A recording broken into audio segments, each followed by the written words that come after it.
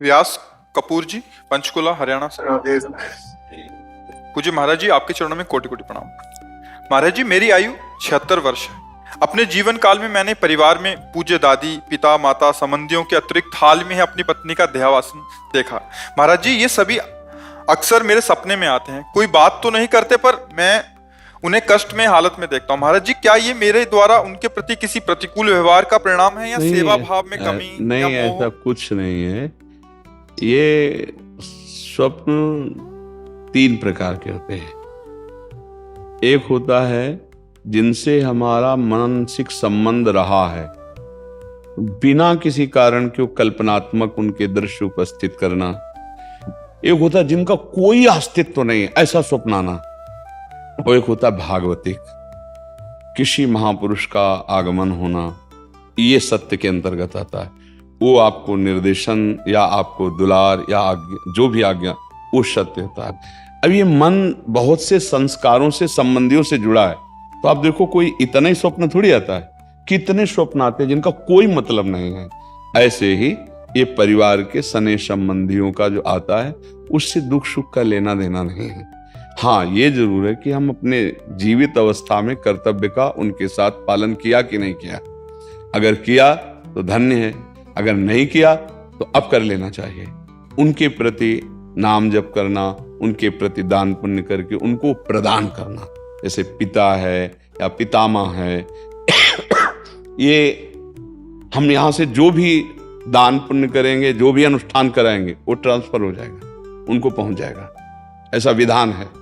इसीलिए परिवार में चाहा जाता है कि कोई हमारे हो जो कम से कम हमें दान कर सके, पानी दान कर सके, अन्न दान कर सके, या कुछ ऐसा।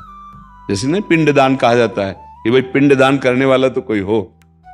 तो आप अपने पूर्वजों के लिए जो किए हैं वो आपको पता है, व्यवहार कैसा किया है। अभी जो आप किए हैं वो पता है। अगर करने की कोई आकांक्षा ऐसा लग रहा है कि हमारे पूर्वज विपत्ति या दुख में है क्या, तो उनके लिए कर लेना चाहिए। श्रीमद् भागवत का संस्कृत से अनुष्ठान कराना, गौ ब्राह्मण संतों की भोजन आदि करा करके वो सब दान उनको कर देना, मंत्रों का जप करना या नाम का जप करके कीर्तन करा के उनको प्रदान कर देना। इससे उनका मंगल, जहां भी होंगे, जिस योनि में जहां भी, उनका उत्थान होने लगेगा, उनकी उन्नति होने लगेगी। ऐसा। और खास भगवान या भगवान के भक्तों के सिवा स्वप्न में जो कुछ, सब मिथ्या ही होता है।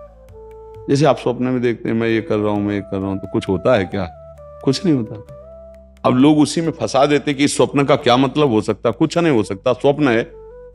राजा जनक जी एक बार सैया में पड़े सोए और स्वप्न देखला कि हमारा सारा राज्य छिन गया और मैं एक भिखारी बन गया और बहुत भूख लगी। अब मांगे तो थोड़े से चावल और दाल मिला, तो मटकी में, मिट्टी के पात्र में उन्होंने लकड़ी बीन करके खिचड़ी पकाई।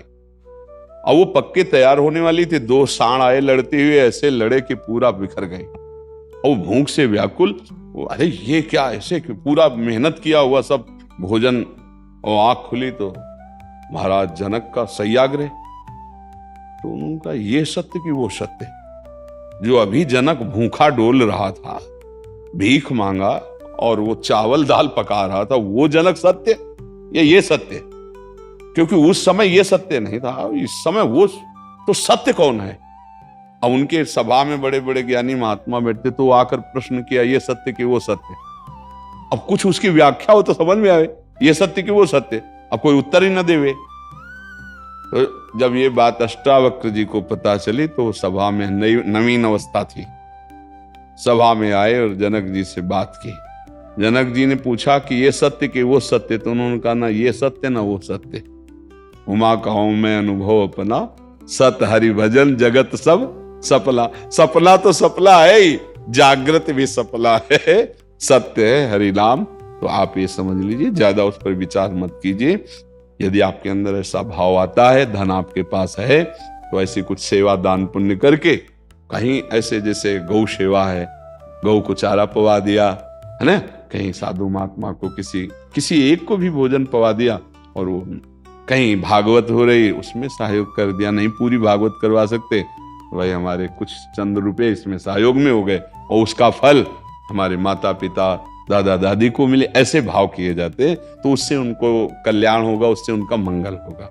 खुद नाम जप करे, मान लो एक माला में 108 नाम होते हैं, और 108 नाम जप करके हमने दे दिया कि हमारे बाप को प्राप्त हो, हमारे बाबा को प्राप्त हो, हमारी माँ को प्राप्त हो, तो उनको प्राप्त हो जाएगा, उनकी उन्नति होगी।